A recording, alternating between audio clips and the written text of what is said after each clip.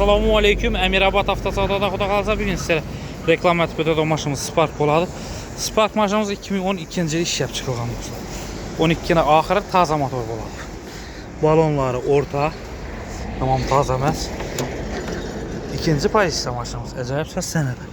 Leonum çox polik həm mənə səsi var dostlar. Salon xalatlar, video registratörlər. Qoyulğan metan qazları bax. Motor tərəflərindən göstərib ötəmiz. Yürgən məsafəsinə görə adam bozaq 180.000 kilometr yurt tutdu. Dostlar. Kraskələrini göstərib tekşirtirib alaraqsa straşlı udar yox. Bu yer böyündə kraskələri var.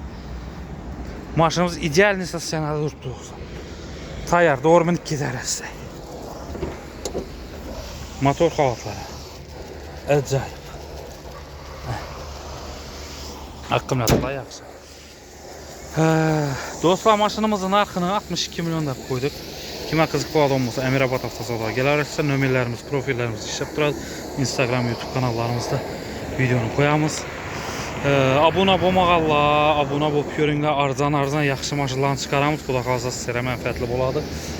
Maşınlarınız bolsa nağd pula satıb almalarımız, satıb almalarımız dostlar.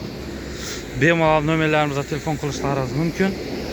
Bağlanıb əpkət nəticə görsək sizə nağd pula satıb alamız və satıb almalarımız. Sağ olasınız, sağ olasınız. Maşınlarımız köp.